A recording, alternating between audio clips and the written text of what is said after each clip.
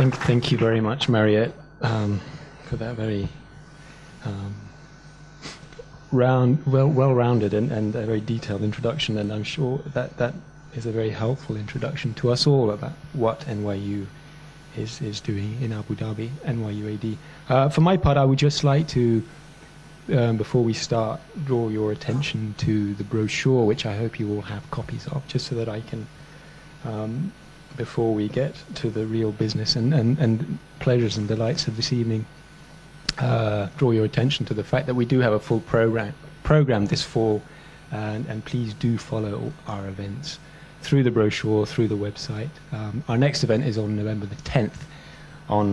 It'll be a lecture on microfinancing, a very apt subject given the current state of the world, on November the 10th, and thereafter there are various events which please do feel most welcome to come and attend and follow us throughout the year. We'll be posting changes as and when there are changes to our program on our website throughout the year. So you're most welcome this evening. It's a real pleasure to see you here in these great numbers, and I hope you do feel most welcome throughout the year, and that we get to know each other, and I'll continue our conversations through the year. So without further ado, the real pleasure of this evening is for me to welcome Elias Khoury. It really is a great delight for me to welcome Elias. I study Arabic literature. I've been studying Arabic and Arabic literature for 25 years, and there are some great Arab writers. Most of the Arab writers I've spent the last 2.5 decades reading about, they're not all still with us because they died 12 centuries ago. But there are some great modern Arab writers. Indeed, there are many great Arab writers. Naguib Mahfouz is, of course, the one that we all know, even if we're not students of Arabic literature or great readers of Arabic literature. And I never met Mahfouz. It's one of the regrets I have. It's a great pleasure for me to be able to say that I know a great Arab writer in the person of Elias Khoury. It is no exaggeration to say that he is one of the foremost novelists, Arab novelists of our day. Elias Khoury was born in 1948, and he studied sociology in Beirut and Paris before beginning a parallel career, I would say, in literature, in literary criticism and in creative writing as a novelist, really starting in the 70s. He was editor in the 70s of Shu'un Filistiniya with his colleague and great friend Mahmoud Darwish, the late Mahmoud Darwish. And also in the 70s, he edited with Adonis, the celebrated Syrian poet, who needs no introduction either. He was co-editor with Adonis, or rather on the editorial board of Mawaqif Quarterly, which is more a literary journal. He is now cultural editor, as I'm sure a lot of you know, of An-Nahar, he's the editor of the cultural supplement of An-Nahar newspaper based in Beirut. He's a public intellectual, an activist for democracy, the rights of the Palestinians, and freedom of expression in the Arab world and in general. He has taught widely in the world. He's taught at the AUB, the Lebanese University. He's taught at Columbia in the United States, in New York, and indeed he is currently a distinguished global professor at NYU and a close colleague of mine in the same department. I'm very proud to say he has published, and this of course gets to the core of how we know him, 12 novels now. Every time you read this, it gets longer, the list. Many of which, indeed the latter of which, have garnered great praise, and the highest accolades in the literary world internationally, and he's won numerous prizes. Several of his novels have been translated into foreign languages, which include French. The French are very good at doing things very quickly. English, Swedish, Chinese, and also Hebrew, and that's a subject we can even talk about today. He travels widely and lectures widely, thank God, and that's why we have him with us today, of course. He's willing to come here, and he he's going to Brussels tonight, having come from Sweden. Last year, I think it's very significant to say he won the Uwais Prize, which is a very prestigious prize locally, and he came to Dubai to receive that prize. So welcome, Elias. It is, you should know, a great pleasure that you be here. Most recently, I would suspect that, well, the last thing a lot of you might have read of Elias was the long and very moving and exquisitely beautiful tribute that he paid to his friend Mahmoud Darwish, that was published in The National on around August 30th. That article on Darwish struck me. It struck me when I read it, and I say this quite sincerely, and it may be just a personal thing, and I do not mean it facetiously. It struck me as a sort of Baba Shams in miniature, A Gate of the Sun, the novel, the great novel, in miniature. What do I mean by this? That was the feeling I experienced as I read it. Of course, Palestine is so important to that article. The poetry that it is studied with, the gems of poetry that Elias quoted throughout, the stories of Mahmoud Darwish's origins, which are studied through that, it seemed to me reflected the penchant of Elias to tell stories, his great ability to tell stories. And of course that's what is so important too, and that's what makes Baba Shams so special. And of course it was an article in which there is this very poignant tension between life and death, all themes that are so important to Baba Shams. But let us bracket Darwish, if we can, for the moment. We'll come back to talk about Darwish at the end, and talk about Baba Shams first. So I've mentioned, I'll say Baba Shams. I assume you all know that that is the Arabic original. The English translation is A Gate of the Sun. Baba Shams, of course, for you, Elias, is a career landmark, and many critics, many writers who review your work call it your magnum opus. I would say it's one of many, and it need not be the last magnum opus, but it is one, and it's certainly the work that most is associated with you. It was published in 1998, therefore 10 years. We are 10 years on, and hence our celebration of it today. 10 years is enough time, it seems to me, for you to look back on that decade since its appearance. And so I ask you now how you yourself view it and contextualize it within your life, or do you try not to think about it? Now I'm forcing you to think about it. How briefly would you give account of your professional life since the publication of Baba Shams? And what role has Baba Shams played in that? Okay. First of all, Masal Khair. Good evening for everybody. It's a little bit bizarre that I'm speaking English in an Arab country, but this is how things are. First, of course, I would thank NYU and thank especially my friend Philip Kennedy for this gathering, and I hope you'll hear something new, and you'll be amused, because the aim of literature is also to amuse people. That is, we have to feel life and to hear stories and to learn something. And actually, I write literature because I want to learn. I don't write literature because I know. Because if you know something, then you know it. You need not to do anything about it. And in this sense, when you are asking me about The Gate of the Sun after 10 years of its publication, that is after 18 years of the beginning of the work on it, because it took something like 7 years and a half to work this novel. Actually, when I look, I don't look backward. I don't see it as something of the past, because I have the feeling that once you finish a book, you cannot speak about it as a writer. You can speak about it as a reader. So I can tell you how I can now read this book, because normally writers lie. You know, in the classical Arabic tradition, the term lie, al-kadhib, was to signify the metaphor. So poets and writers, by definition, are liars. But of course, this doesn't mean lying the way the Americans think about lying, so you must not lie in America, of course.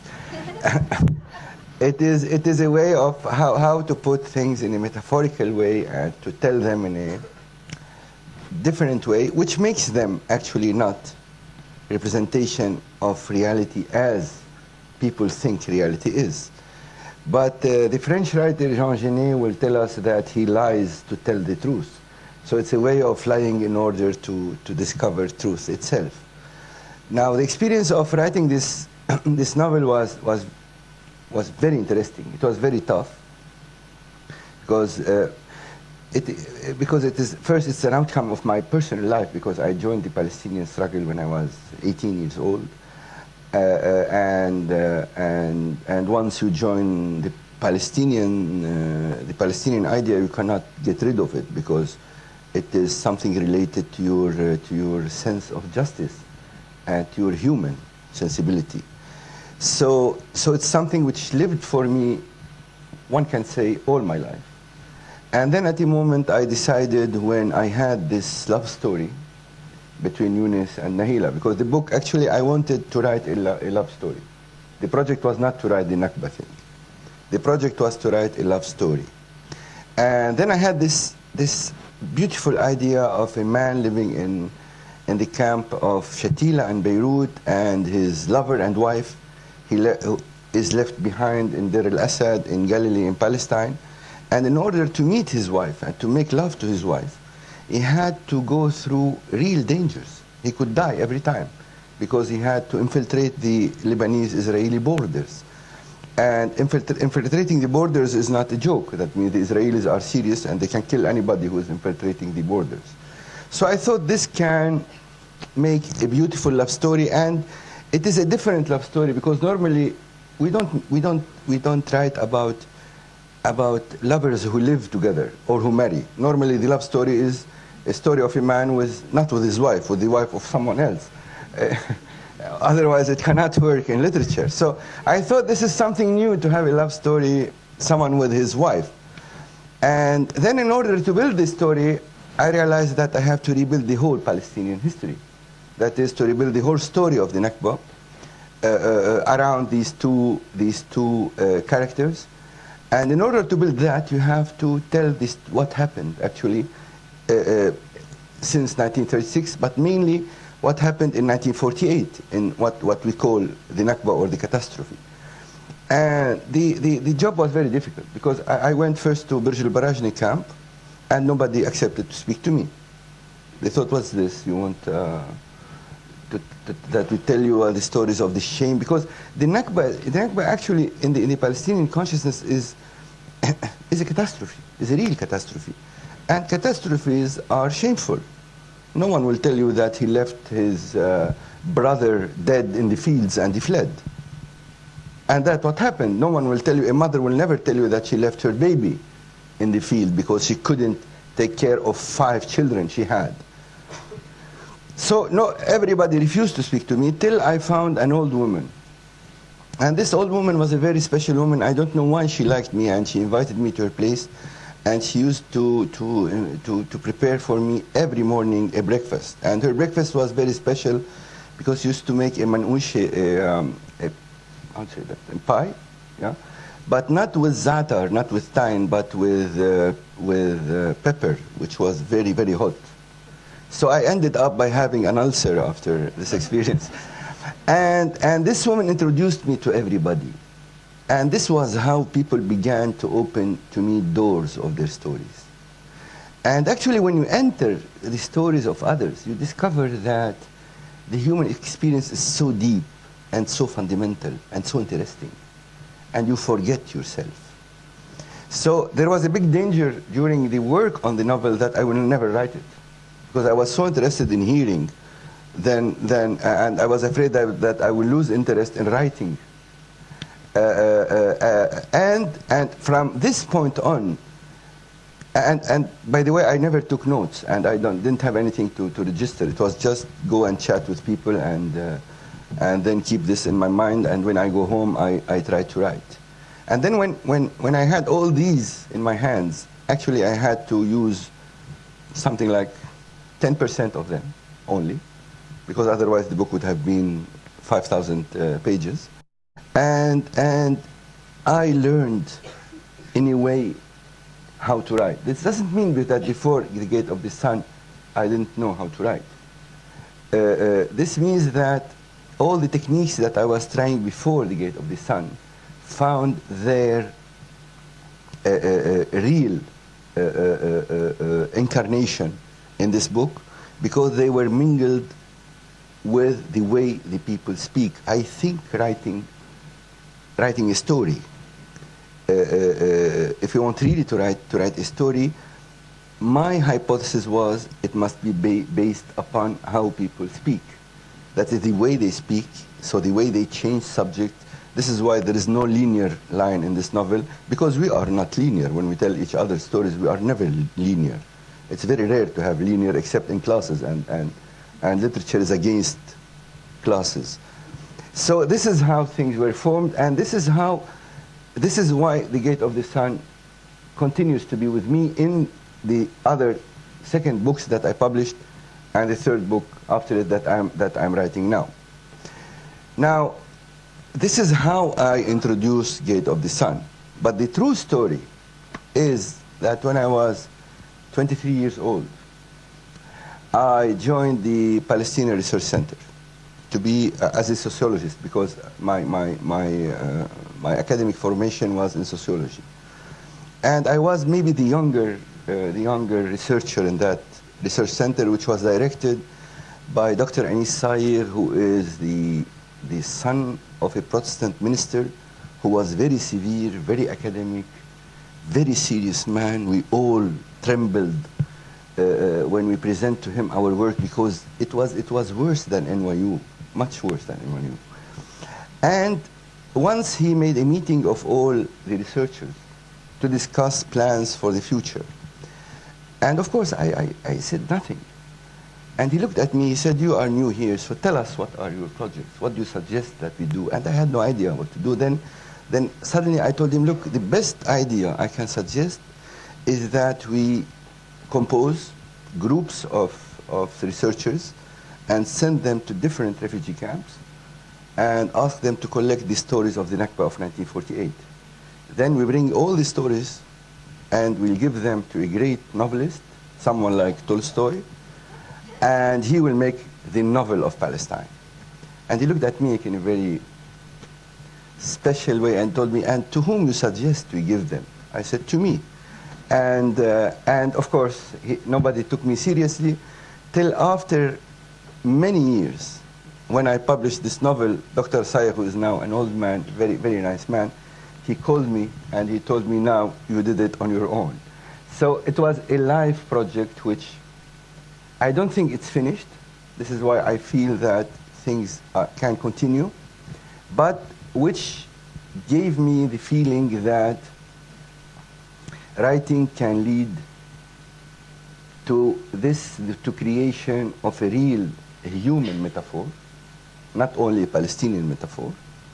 I think that literature is all about identification. And when I read a Russian novelist, I never think that the hero or the main character is Russian. I feel that he's a human being. And I think if you don't arrive to a moment where the reader can identify, even if he's Israeli, with the story of with the story of the Nakba, then we fail to make literature. And the best critique I had on this novel was given to me from a very young student at NYU. Once a student came to my seminar, and he couldn't join the seminar because he is an undergraduate student, and it was a graduate seminar.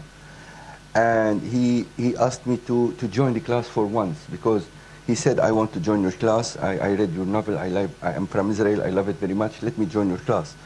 And then I asked him, "What's your name?" And he said, "My name is Naji." And I told him, "Naji?" He said, "No, my real name is Uri, but in this novel there is a story of a child whose mother left him in the fields when they were fleeing their village in Palestine. And he said when he read the novel, he identified with this child. And so he changed his name, and now he's called, he wants his friends to call him Naji. At that moment, I realized that literature can be of real importance. Thanks, Elias. Actually, you've answered two questions now, because there's as much about the genesis of the novel, which was what I was going to ask you about. So let me ask a third question, in effect, well, even though it's only my second. And I'll ask the question by starting with a citation, a quotation from an excellent article published by Jeremy Harding, a review of, I think it was a review, came out in 2006 on all the translated novels of yours into English. It was a review of all the earlier novels leading into a review of Baba Shams. Quote, none of his earlier fiction, of which 4 books, all short, are translated into English, signals a magnum opus ahead. Yet in retrospect, they seem to have had a vested interest in Gate of the Sun, preparing for a grand synthesis of Khoury's habits and techniques, the narrative that begins at the end of a story and arcs back to the beginning, the darting perspectives that coalesce at crucial moments into a recognizable view of the world, and the intellectual restlessness that keeps the reader, writer, and characters on their toes. So really what Harding is telling us is that he identifies in Baba Shams the mature work coming out of earlier works. But are there signs, in your view, of the mastery of the technique which Harding talks about, and your personal style in the earlier works? Let me name them for those of you who would like to know: Little Mountain, Al-Wujuh al-Bayda, Journey of Little Randi. These are the works that Harding talks about and that are translated. These are all, I should point out, multi-linear, multi-vocal works. There's no single linear narrative in any of these writings. And I would say, I'd like to mention that perhaps the only exception to this sense of multilinearity, multifariousness, sort of fragmentation, fracturing of narrative integrity, the only exception one might argue, even though one might argue against what I'm about to say, is Al-Wujuh al-Bayda, the white faces, which is the only one of these novels really that gestures towards a conventional plot. We can talk about that in a minute. And I'd like to bracket for the time being Abwab al-Madina, gates of the city, which really is a vision, a dream vision, a nightmare perhaps more appropriately or aptly. So, can I ask you, do you see the plot lines dispersed in the multiplicity of stories that exemplifies, or that is so characteristic of all your writing? Do you see that as having led naturally to Baba Shams and reaching a kind of literary apotheosis, if you like, in Baba Shams? You know, really, I don't know how to answer this question, but I remember when Little Mountain was translated to English, and then Edward Said wrote its introduction. And in the introduction, Edward Said said that this is a postmodern way of narration.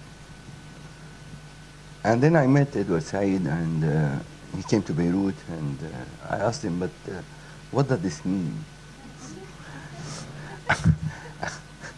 I really didn't understand what he meant.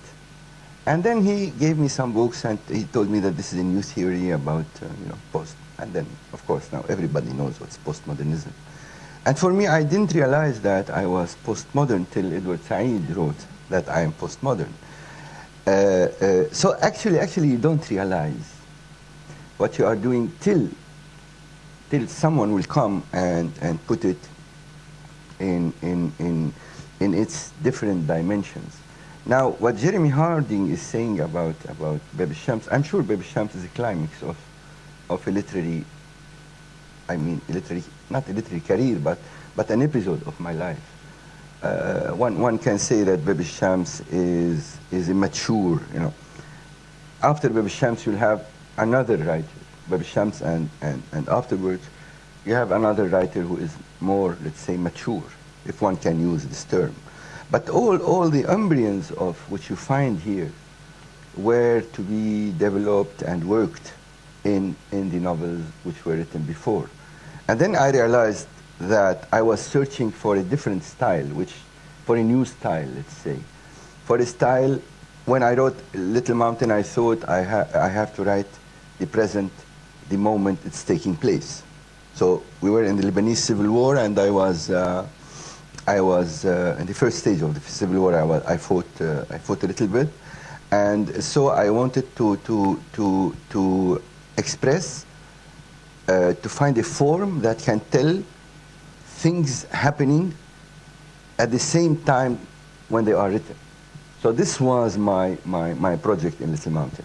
Afterwards, let's say when I wrote The Journey of Little Gandhi, The Journey of Little Gandhi was for me a way to understand the different layers of the Lebanese society.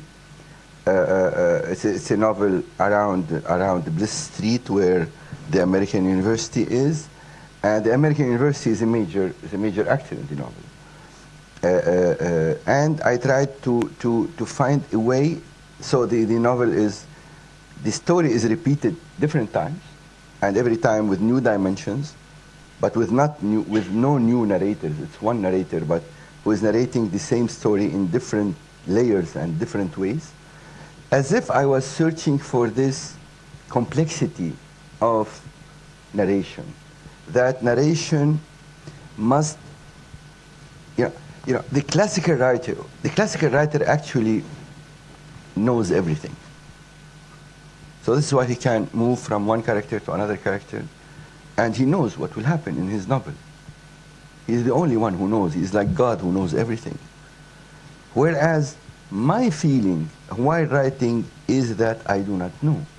So I wanted to find a form adequate to this seek of knowledge, to this search to find out how things develop, how things can take place, and how things can be related, can be told in different ways. How reality itself is problematic. When you speak about reality, there are different realities. When you speak about memory, when we say literature is based upon memory, what does memory mean? Memory means imagination. Just go home and ask your brother or sister, what do they remember when you were 5 years old? An event, what happened? There is a special event, a specific event, and ask your brother what happened at that event, and he will tell you a different version than yours, and you are both telling the truth. So how the different approaches to reality will give a complex reality. It will not destroy reality. This is what differentiates me from the postmodernism, which I do not really accept totally. Although Edward Said, who is a great master and a great friend, labeled it to me, but here there are different layers of reality. How to catch all these different layers at the same moment? And I think, in this sense, all the novels before Gate of the Sun were a kind of search for that. I hope that in Gate of the Sun I arrived to present a form that can be epic and lyrical in the same time, that can construct a myth and destroy it in the same time. This was the aim, or this was I can say the literary project I was searching for, and it couldn't have been done without all the novels before. Actually, there is a theory, in literature, that the writer will write one book in his life. Of course, I'm frightened from this idea because, and my great friend and great Palestinian writer Emil Habibi, who wrote his masterpiece, The Best Optimist, which I think is one of the most beautiful novels ever written in world literature. I was discussing with him, and he published many novels after, and I thought all the other novels are bad. And I told him, look, Emil, you have one novel. And he became mad. Angry or mad? No, angry if you want. He became very angry. And the idea that we write only one book is a very serious literary idea. And the idea that when we write, we rewrite, not ourselves, but we rewrite the others, is also a very serious literary idea. I do not like to be here, but maybe, I don't know. Yani, in the end, now I can speak freely about Gate of the Sun after 10 years, because you have to give time to have its say. Time will decide, and literature that cannot survive time, it's not worth discussing. So with time, maybe things will show that in the end, we are seeking to write a text, and we are trying always to write that text, and maybe someone else will write it instead of us. Can I just bring you back to رحلة غاندي الصغير, which you just talked about where you described the fact that you were trying to tell the same story again and again and again. I think it's the most difficult of all the novels of yours that I've read, and that might be for several reasons, and I'm not going to try and explain why, but I want to ask you one thing. It seems to me you're extremely playful when you write, and you talked about having fun at the beginning before you talked, and it seems to me a very important part of your work is your sense of humor, the playful, the appeal of play, actually, as Milan Kundera identifies one of the 4 principal appeals of writing, the appeal of play, the parodistic appeal.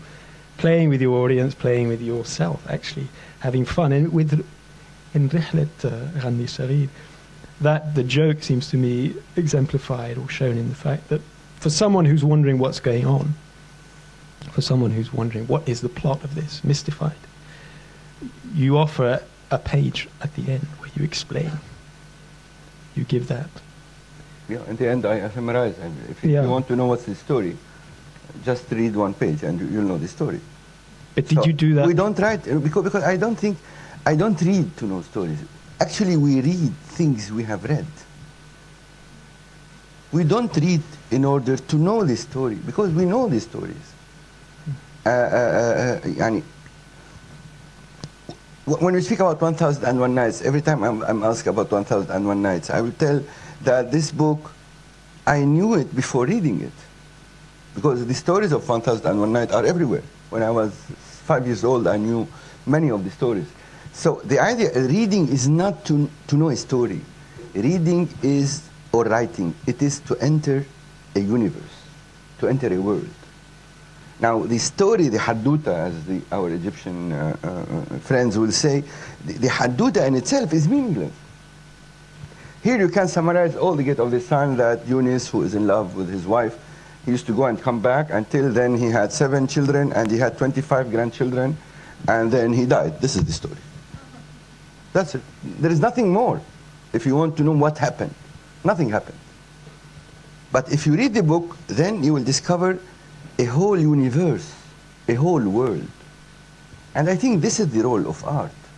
Art is a kind of giving us sensibility towards things. You see things with new eyes, you see things with new words. The role of the writer is, because we are using words, is to give words new meanings, to give the metaphorical structure of the language in new levels, and to let us enjoy. This is how we enjoy literature. Now, in this, you have to play. Of course, I'm not simplifying things. Writing is a very tough job. That is, if I want to repeat my life, I'm not sure I will be a writer, because it's so tough. You spend hours and hours to write 2 sentences, and then you discover that you have to throw them, and that you have to repeat and rewrite from nothing. But while writing, if you do not play with writing, if you do not enjoy it, if you do not change positions, then there is no point. I mean, why do we go all through this suffering if it's not interesting for us? And in my case, really I fall in love with these guys, with the characters. I fall in real love. When I finished The Gate of the Sun, I went through a real depression because I spent 7 years with these characters whom I believed and I loved, and we exchanged ideas and they told me stories, and then suddenly not only they disappeared from my life, I have to betray them with another story. So I have to write something else. And it's really tough. So if you don't play with them, and if you don't enter the experience, because in our life experience, of course we can be very serious all the time, but this is not fun. I mean, this is not life. Life is a combination of contradictions, and writing also is a combination of contradictions. And then in the end, you discover that you have many, many friends who never existed, but they exist. And when the audience or the readers will believe them and will treat them as if they exist, then here is the real life of literature. That is, and in this sense, you know, nowadays everybody speaks about the writers, you know, the life of a writer, and we speak about writers. And I think writers are meaningless. Writers are only name on a book. What do I care about the life of Dostoevsky? I care about Prince Mishkin, for example, who is a personal friend of mine. And I know much more about Prince Mishkin than I know about Dostoevsky. So actually the writer is only a way to present these characters.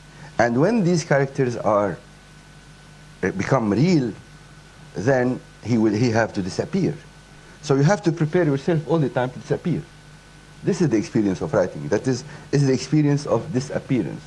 And I told you the story about Nahila, about the main character in Bab Shams. Once I was in Paris, and I was in the university, and there was a debate with students and professors about the novel. And we were speaking like, and they were intellectuals like Philip. So they were asking complicated questions.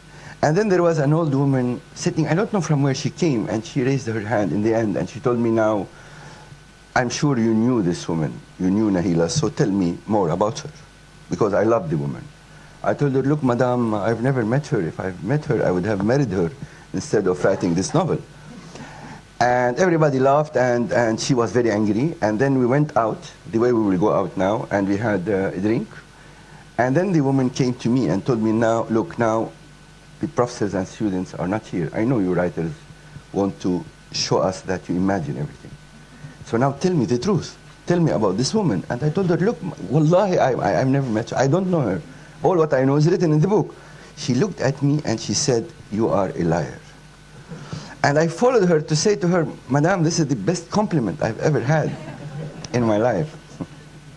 So could we just go back to Bab Shams and try and take stock of its complexity? It's a huge novel, and here I'm very taken by the interview you did with Michael Silverplatt in KCRW, that radio program called Bookworm that comes out of Santa Monica, and he describes the way his head reeled reading the novel. He described it as a huge, multivocal, multifarious work that is stylistically inventive, structurally complex, and leaves one engaged, mystified, but reeling in the best possible sense. The basic premise, though, of the novel is easy. Right? It's a single room in a hospital in Shatila camp where a young man, a Dr. Khalil, who is not a doctor, which is significant, tells stories to a man in a coma who's his father figure. He tells the stories to the father figure that he himself heard from the father figure in order to resuscitate him, to prolong his life, to bring him back to life, to take stock of his life. What the novel does through the stories that are told is describe or explore two types of heroism. And I do want to acknowledge that I'm paraphrasing Silverplatt. One type of heroism is that of the man in the coma, Yunus, who is a hero of the PLO. And the novel takes us back through the stories to some of the decisive moments in his life, the myth of the man. Even though it doesn't actually ever describe the militancy of him, there's never any combat. It's only ever alluded to. But the myth of the man is very much there, and it's the myth that is a collective myth. The second type of heroine is perhaps Dr. Khalil's, this young doctor who is not a doctor. He's just a nurse. The ambiguity there is important, as it is throughout the novel. For him, for Dr. Khalil, war has been a permanent state, not something that he's chosen, really. For him, you don't fight a war, it is you. There's something almost existential about it for him. And he speaks monologistically and tells the stories of the Palestinian diaspora back to Yunus, 300 stories or thereabouts. And of course, these stories are of many types. They're deadly serious when they are about massacre and expulsion. But they are mythic stories, or some of them are, and of different tones, sometimes playful, sometimes parodic, and the tone keeps changing. We watch through the novel the experience of exile, characters who don't have a home, shot at, fleeing, families are separated and reformed. And there are, throughout the novel, complex identity shifts and changing unstable names. It's the open-endedness of the novel, the ambiguities, that I'd like to introduce as one idea as we consider what I'd like to do, which is what I like to do, some of the episodes within it. Can we first consider the two parts of the novel? The first part being about Yunus and the second part being about Khalil. The first part is about the myth. The second part is, I think it was described in that interview by you even, as a black comedy. Yes. It describes Palestine not as a myth, but Palestine as it is. So would you say something about how you see the relationship between those two parts? Of course, you can see it in this way. I mean, Palestine actually disappeared. This is a very, very rare case in world history, that there was a country, and at a moment, the country is no more. And then, even the Palestinian name disappeared. After 1948, there were no Palestinians anymore. If you were a Palestinian who stayed in Israel, in the Galilee, you are called the Arabs of Eretz Israel. If you are, you went to the West Bank, if you are from the West Bank, which is part of Palestine, you became a Jordanian. And otherwise, you are a refugee.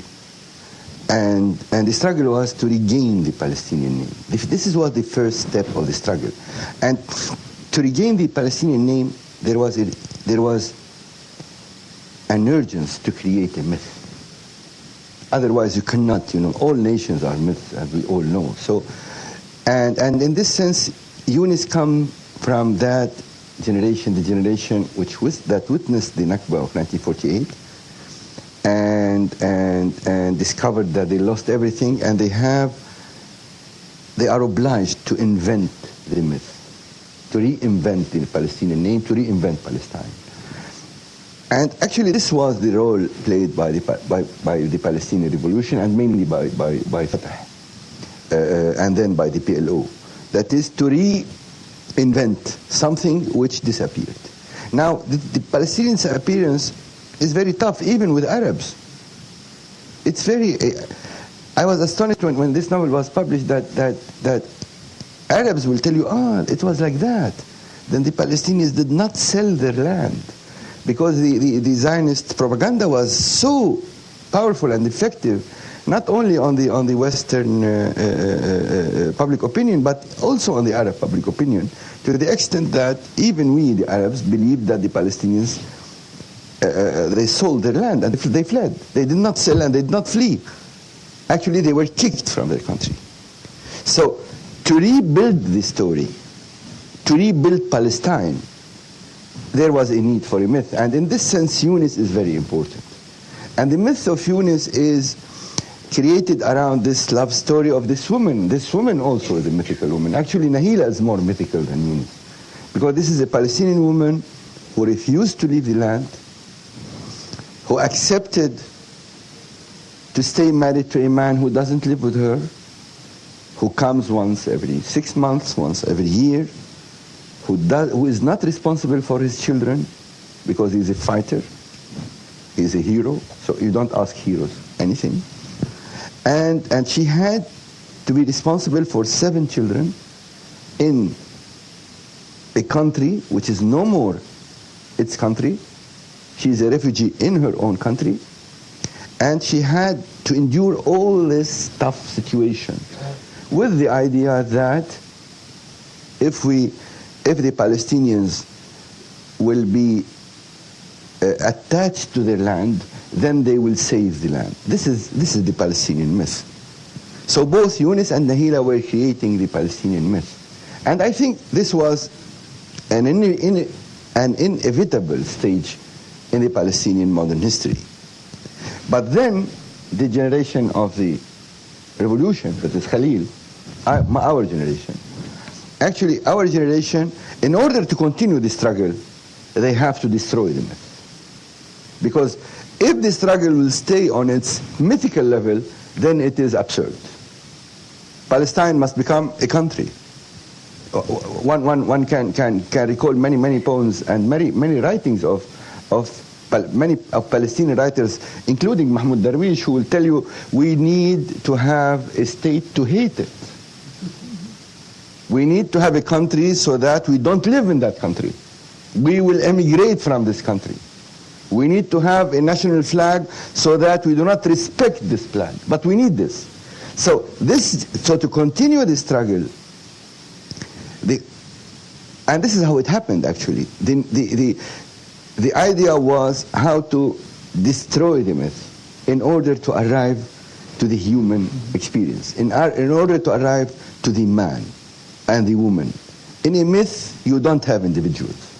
In a myth, you don't have human beings. In a myth, you have mythical characters. You have heroes and you have martyrs. In real life, every martyr has a name. Every killed boy or girl has a story. So you have to shift from the mythical level to this new level. So you have to destroy the myth you have created by yourself.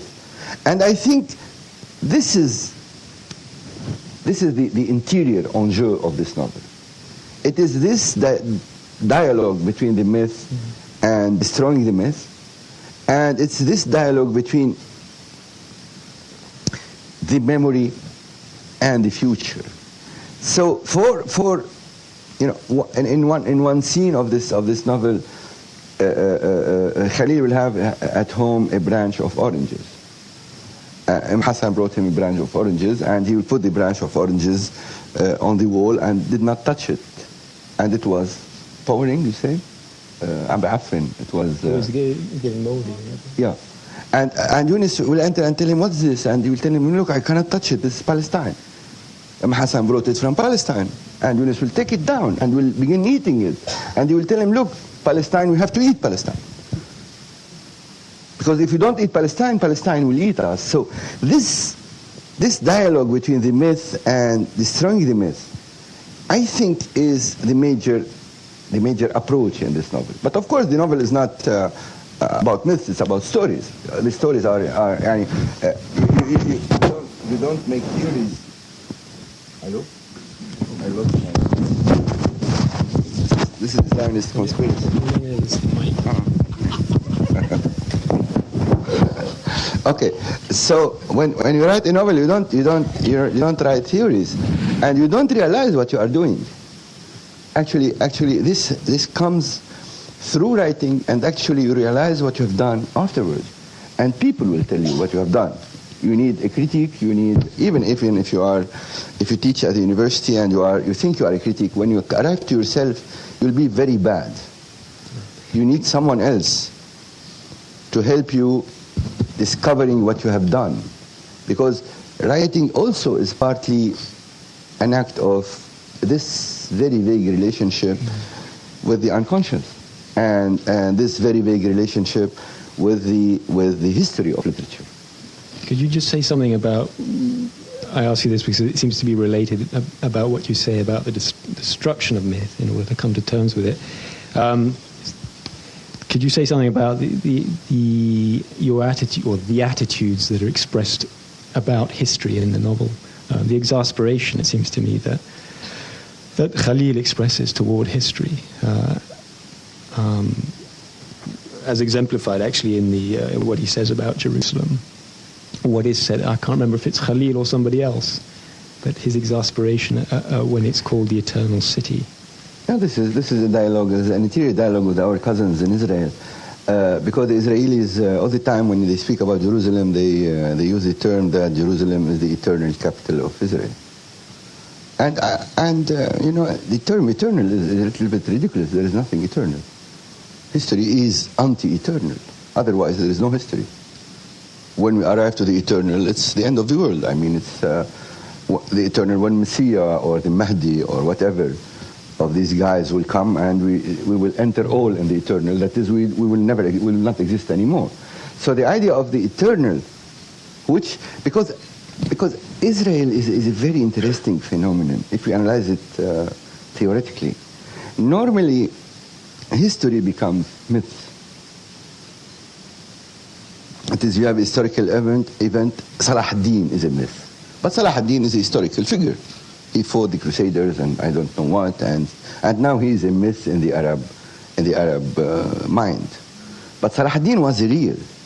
So normally myths come from history, from reality. This is the first time ever that reality comes from myth. The whole project was a mythical project. This idea of the promised land, I don't know what, which is in religions, you know, religions could be interpreted in different ways, but this idea, someone will come to you with a book like this report I read in the New York Times. Someone was in Beit El, which is a colony in the West Bank, and there was a reporter who went to Beit El, and he was speaking with the Israeli settler, and he asked him, "What are you doing here? This is the West Bank, and if you want peace, you have to leave it." The settler said, "I cannot leave it. This is Beit El." And he said to him, "What does this mean?" And the settler told him, "This is here. Jacob put the ladder, and angels used to come from heaven on this ladder to this place. So I cannot leave this place." So if we deal with history as a myth, then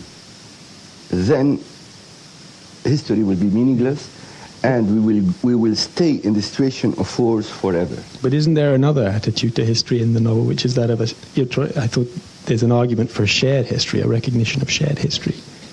That the history of the Palestinian people should be seen in terms of the history of the Israelis. That it's a shared history. Of course. On the other hand, no. First, I was replying to your question about Jerusalem. Yeah, I know. Thing, which I thought in the novel, the treatment of the eternity. I think it's about how to see history. But on the other hand, we have to see the human history as one history, and one of the major new things in this novel. Maybe this is the first, not the first. This is the second Arab novel where you have real Israeli characters. Mm-hmm. The Israeli is not the shadow, is not nobody. First, Ghassan Kanafani in 1971, in his book Return to Haifa, he introduced an Israeli character, which was a human character.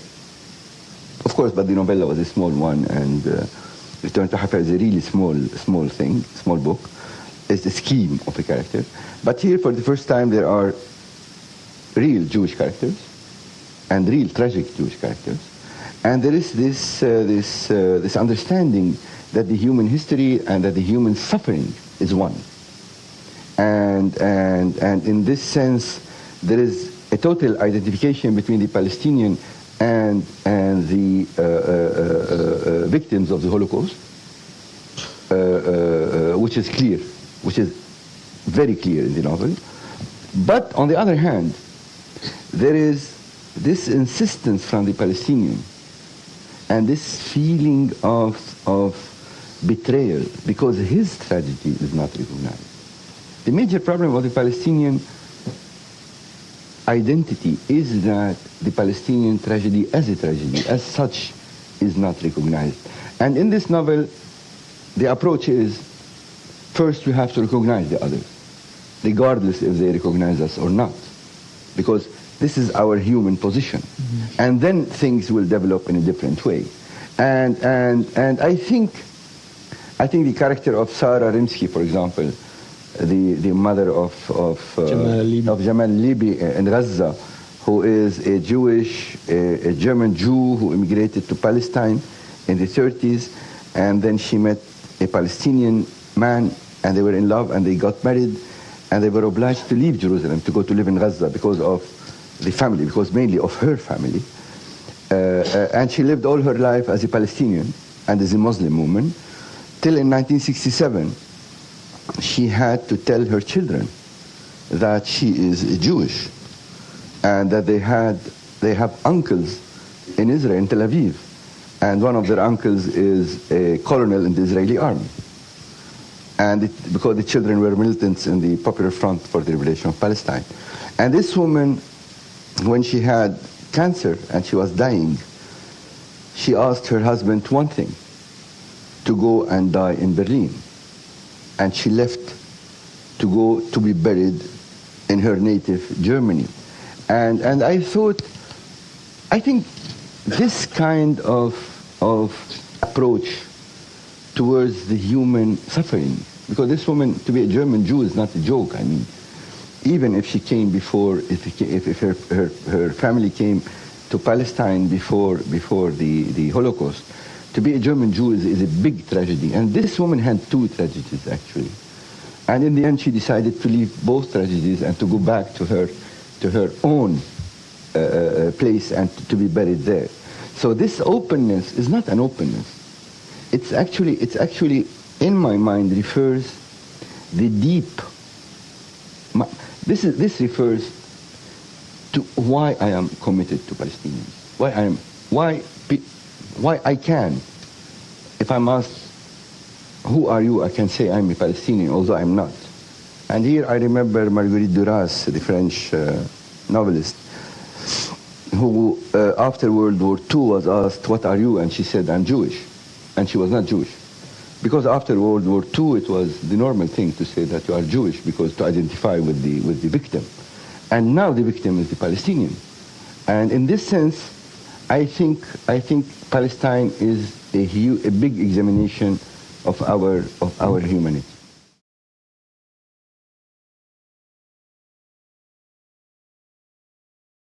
Aida Qasim, as a Palestinian, Elias, I just want to thank you for giving voice to the Palestinian experience.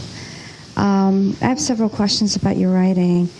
I'm curious about the fragmented narrative in Bab el-Shams. Did you intend to parallel the Palestinian experience in that fragmentation?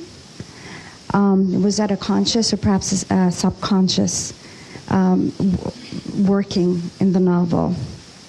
And also, I'm curious about your characters. What is the foremost element that makes them so believable? The second question is easy.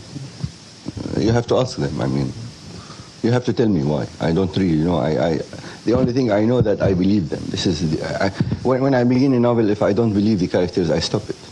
If I don't take them really seriously, then I stop it, because I say this is a failure, and if I don't believe them, then the readers will not believe them. So it's a waste of time. And I really believe them. So I think you believe them because hopefully they are real. And they are real characters. They are real human beings. Now for the first question, actually the style is part of the approach. And the novel it actually takes place in a room, in a hospital. You have an old man in a coma, and a young man who was actually fleeing because he thought that the parents of Shams, because he has his own love story, and Shams was killed. And he thought that the parents of Shams think that he killed her. Actually, he did not. So he was fleeing from the parents of this woman, so he said the best place is to hide in the hospital. So he was hiding in the hospital, and hiding in the hospital, he began trying to tell the man stories in order to, thinking that through telling him stories, maybe the man will come back to life. So this is the situation. So in a situation like that, you cannot be not fragmented. I mean, the dialogue, it is, the novel, all the novel can be read as one monologue. It is Khalil speaking all the way. And you cannot speak, in a for, let's say, and it takes place for, it's 6-7 months actually. You cannot speak 7 months in a, linear way. Actually, we don't speak like that, even between ourselves. When you go now home, and you will tell your friend that you were in a debate, and there was this Lebanese writer who thinks that he is a Palestinian and he's not, and he thinks that we believe him and we didn't believe him. If you will go and tell this story, you will many ideas will enter it, and you will not tell a linear story. So put yourself in a situation of a man with a patient who is in a coma, and he's speaking to him for 6 months. It cannot be not fragmented. So actually it has to be fragmented. And otherwise it will not work. So it's not a choice. But can I just interject here? Because in that famous article where Edward Said dubbed you a postmodernist or a postmodern paragon, he identified the formlessness, which is what he called it, the formlessness of Little Mountain, as a representation of what was going on in Beirut at the time, the fractured society. No, for Said, he put 2 poles, and I don't deserve this. Me with Mahfouz, and comparing me to Mahfouz. Mahfouz is coming from a stable state and from a stable society, while someone like me, who is coming from the Lebanese society, which is fragmented, the society itself is fragmented, or for the Palestinian experience, which is also fragmented. You cannot try it the same way. So this is the interpretation of a great critic, which I take it seriously. But seriously, I didn't think that way when I was writing. I was not thinking that I want to represent a society. If you think like this, you write bad literature. I was just wondering if it was on a subconscious level, because of course there is a subconscious part of it, but the situation. Elias? Yes. عايزين نخلي ناس تانية تسأل أسئلة. Okay, I'm sorry. That's it. معلش. Does anybody? Sorry, you have to stop us. You are the chair. Yeah, no, I know. I just did. تفضلي, please. Could you just say your name, please? My name is Poonam Arora. Mr. Khalili, Mr. Khoury, I met you 3 years ago, and I wanted to take you back to a statement you made at that time, which was, I think, days after the assassination of Rafiq Hariri. And you said, now Lebanon will come into its own. And that statement has stayed with me as I watch what is going on with Lebanon. Would you comment? Unfortunately, I was wrong. I was wrong because I underestimated 2 things. The first thing, the stupidity of the Lebanese. That is our stupidity as a people. And second, I underestimated the confessional structure of the country and the role of the different confessions and sects in destroying any possibility of a national unity. This is a country which lost, two great things were done, and were never done elsewhere in the Arab world. The first one, the Lebanese obliged Israel to withdraw, an unconditional withdrawal from the Lebanese occupied territories. This is the only case that happened all along the 60 years of the Arab-Israeli conflict. And the Lebanese were able, through peaceful demonstrations, to oblige our Syrian brothers to get out at last, because they stayed very long, to get out from their country. And there was the possibility of really making a country from putting together, from adding. But it seems we don't know how to add, we know how to subtract. So instead of adding these 2 elements, we subtracted them, and the country is where it is now. So I'm very sad about this. Many of my friends, at least 2 of my friends, Samir Asir and George Hawi, were assassinated in this project, but unfortunately it was a failure. I don't know what we have to do. I don't want to speak politics, and we are here to speak literature, but I don't know what can be done, and I'm really sad. He's checking.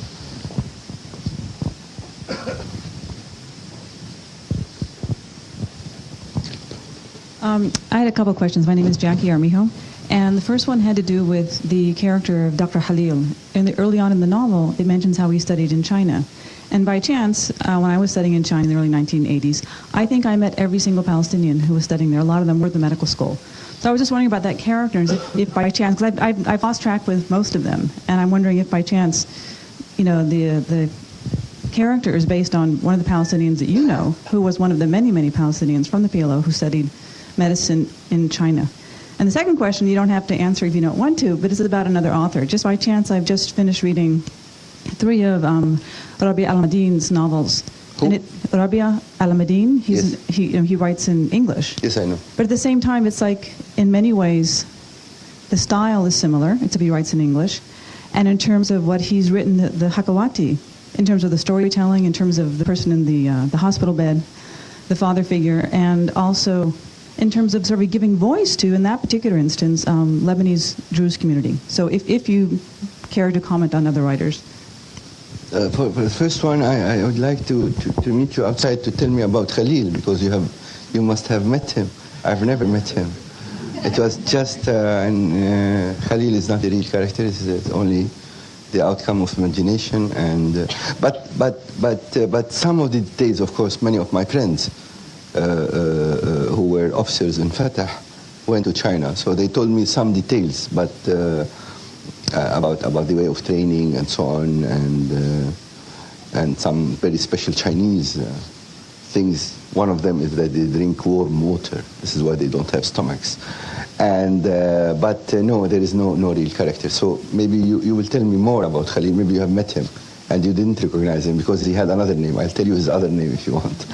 Now, about the second question, I like Rabia al-Madin very much. And I think that he is a very talented writer. But I'm happy. When the style that I arrived to, or I arrived to invent, will be used by others, this makes me happy. It doesn't make me sad. Contrary to other writers who think that, oh, everybody is imitating us, we are geniuses. I think a style discovered by anyone must become the ownership of everybody. And in this sense, also we use the style of others. I mean, without 1001 Night, without Proust, we will never write anything. So and I read the book of Rabia, and in this sense I was happy that many stylistic influences from Gate of the Sun are in his book, and this is beautiful.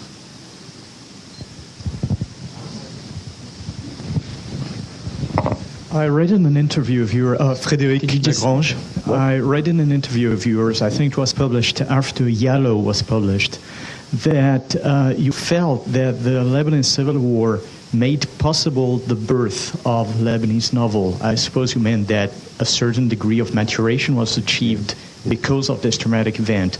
Do you feel that violence is a condition for literature? Or no, it makes literature possible? This is out of context. Actually, I wrote a long essay, which was published in Arabic and in English and in French and I don't know what else, Spanish maybe, which was initially a lecture I gave at the American University of Beirut. And the hypothesis of this lecture was that in the Lebanese literary scene, before 1975, poetry was dominant. And the Lebanese myth, which you find in the Rahbani, for example, in the Rahbani's plays, and in Fairuz, who is the greatest of the greatest, you feel that there is a myth to the extent that in the stories, in the television serials, nobody dared to use real names. That is, if your name is Ahmad, everybody will know that you are a Muslim. If your name is Elias, everybody will know that you are a Christian. So in all these, the names were neutral. Nobody wanted to acknowledge reality, which made the myth more powerful than reality, which made the novel impossible. So in this sense, my hypothesis was that before the beginning of before the Civil War, there were great Lebanese novelists, of course. We have Suhail Idris, we have Yusuf Awad, we have Yusuf Habshi al-Ash'ar, we have Fuad Kanaan, and before we had Maroon Aboud, and so on. But the novel was a marginal literary genre, whereas poetry was the dominant genre.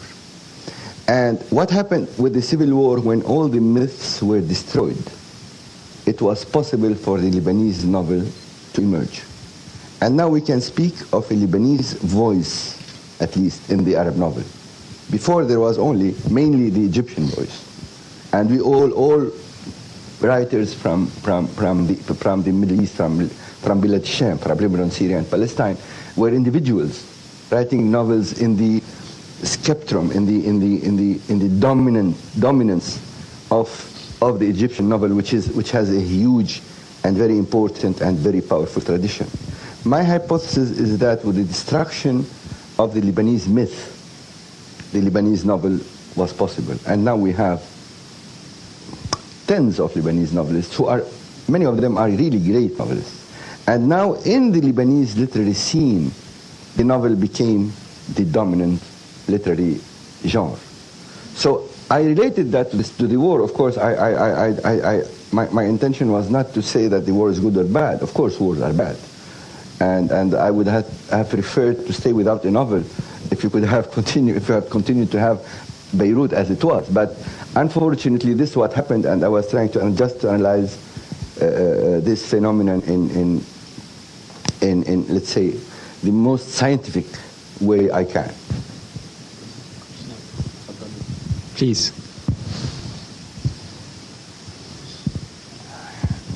Thank you. Masa al-Khair, Elias. Afaf Batayne. I just want to ask you a couple of questions. The first one is, you write in Arabic. So after the translation of your works, do you feel that your Arab readers and critics understood you, analyzed you, and appreciated you in the same way that non-Arab readers and critics did or do? So I'd like to have your input. Thank you. Masa Noor. Actually, the difference, the comparison is totally. I don't know if it's relevant, because let's say in English, for example. In English, before Gate of the Sun, I published 4 novels, except for one small article written by Salman Rushdie about before he became Salman Rushdie, we know, when he was the author of Midnight Children and so on. There was a small article by Salman Rushdie about the little mountain in The Observer, I think. Apart from that, I was not received. I mean, no American newspaper wrote about me. I was in specialist, reviews and so on and so forth. And then at one moment when Gate of the Sun came out, I don't know why, there was a review in the New York Times, review of books, and the writer, who's an American woman, Lorraine Adams, finished her article by saying this is a masterwork. And after that, after being baptized as a masterwork, I had something like 20 articles in the American press, and things changed. And so normally I used to think, even Najib Mahfouz is in the same case, I used to think that the dominant in the media, in the European and American media, they read our literary works as a social document. That is, look how the Egyptians are, look how the Arabs are, and they are not careful about the style. I noticed that with the Gate of the Sun, things were totally different. Of course, it was about Palestine and the Palestinian tragedy, which made it more difficult to be written about. But it's not easier to be written about if you have a Palestinian novel. But the interesting part of the critique began to be about the style and about the approach, which I felt that that's fine. I mean, this is the first time I can say that that literature is treated as literature. And then after Gate of the Sun with Yalo, it was the same thing. Now, I don't think there is a conspiracy. It's tough. I know that, for example, Gate of the Sun, first of all, Random House wanted it, then they changed their mind. We couldn't find a publisher. Till we find a very small publisher in Brooklyn before we went afterwards to Picador, which is a big New Yorker publisher. So it is tough, but once you you are read, you are read. Now, of course, the difference, I don't know the difference if it's big or not, but sometimes I feel ashamed to tell you the truth. I feel ashamed that Gate of the Sun in French, in 6 months, it was printed for 18,000 copies in 6 months. And I'm not a bestseller writer. I'm a very difficult writer. I'm not Ala al-Aswani, whom I respect and I love. He's a very nice guy. But I'm not that type of writer.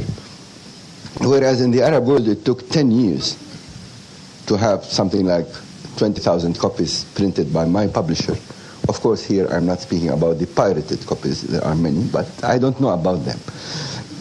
So I feel sometimes that, and for a writer, for an Arab writer to make a living, if you are not translated, you cannot make a living. Till now, censorship, the books do not arrive to the markets,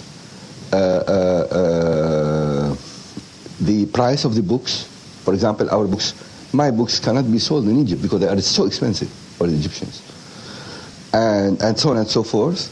So we cannot make a living from writing, except if you are translated, then we'll make money. Yes, we just want some more questions. One more question at least, maybe 2 more questions, and then we'll. Yes. Tfaddali. Dina, Rabia, I have actually 2 questions that are related to what you were just talking about. To what extent are you conscious of your audience while you're writing? Who exactly is your audience? And at what point in your process of writing do you feel that you're actually finished, that you don't need to go back and look at your writing again? You know, the audience, to tell you the truth now, not in Arabic we all the time differentiate between the truth and the sister of the truth. Someone will tell you, بدك الحقيقة وأختها. To tell you the truth and the sister of the truth, both. I don't have in my mind any audience. The moment you have audience, then you cannot write. Unless you are writing bestsellers, or and you are writing prefabricated novels, or which is another story, which is, I don't know how, really I don't know how to do these things. If I knew, I would have made some money, and it's not bad. But I don't know how to, and I'm not interested to learn how to do these things. So I don't have in my mind any audience. Actually, when I finished writing The Gate of the Sun, I was frightened. I was so afraid, because I was expecting a very bad reaction from the Palestinians. Between us, I was really afraid. And then the outcome was totally different. The book became it's now the book that everybody reads in Palestine. Now, for the second question, you know, I didn't finish anything. Actually, I feel I didn't begin anything. I have to begin everything from anew. I mean, you know, every time you finish a book and you begin a new book, you feel that you don't know how to write. So I really don't know how to write. And every time I finish a book, I'm really astonished that it worked out.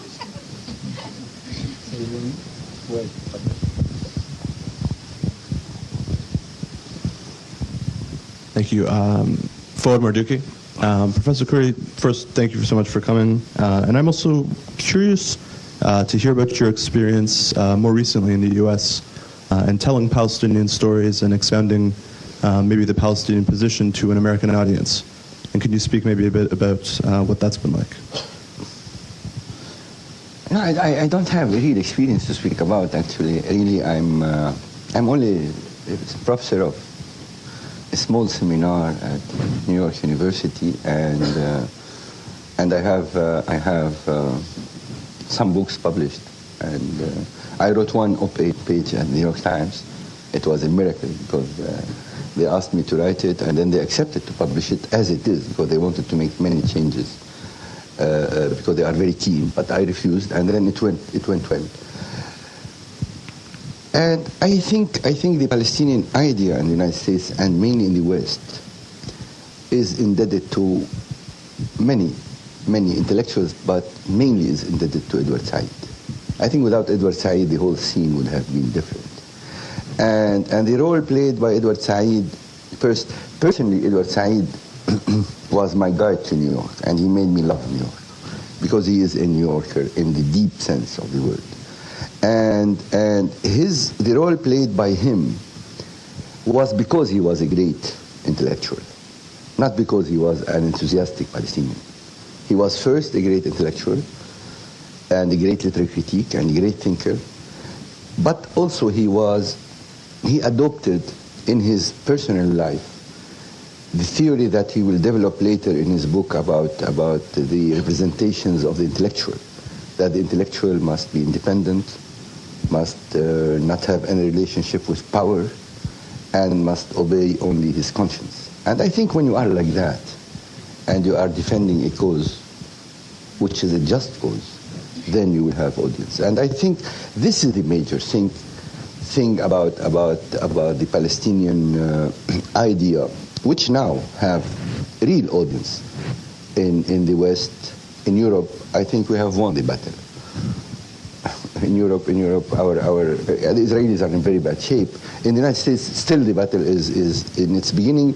But I think because we have intellectuals like Edward Said, our voice was heard. Elias, could we come back full circle now and just, as promised, talk briefly, because we really have reached, it's 8 o'clock, almost 8 o'clock, and we should stop and then have refreshments and carry on talking outside. But just to be fair to what we promised, I think I would invite you to say a few words about Mahmoud Darwish, who was your friend. And I was struck very much by one of the stories you told me yesterday, one of the things you told me yesterday about when you visited him in Paris in '98 when Leila Shahid rang you and said that he was dying and she invited you to go and see him before he died. He didn't die in '98. Could you just describe your encounter with him then and what was by his bedside? No, I will not tell this. I will tell another thing. The most interesting thing... No, I will not tell this. I'm sorry. The most interesting thing was, Mahmoud went to make this very difficult operation in his aorta in Paris in 1998, and then Leila Shahid, who was at that time, who is a very close friend of both of us, and who was at that time the Palestinian ambassador in France, she called me at home and she told me, come, he's dying. So I took the plane and went. And the first thing he said when he awoke from anesthesia, because he went through a long anesthesia for 2 weeks, because he had this terrible, what they call crystal cholesterol, actually, which killed him now in Houston, Texas, in the new operation he went through. So when he awake, the first thing he said, that he was afraid that he had forgotten language. And he asked for a pen and the papers to be sure that he remembered the Arabic language. And I thought, this reveals a lot about this man. This man, there is a big misunderstanding about Mahmoud Darwish. Because, Mahmoud Darwish is a very, apart from he was a very handsome man with green eyes, he was not like writers, he was like the stars of Hollywood. This is what I told him, and he was angry with me. But apart from that, when he was 28, he was a star in the Arab world. He left Palestine, he left Israel, and he was welcomed by all the kings and presidents of the Arab world, and he was very popular. And actually, with doing nothing, actually, we had published only three books of poetry. And instead of accepting the idea that he's a star and live this star way, instead of that, he realized that he wanted to become a poet.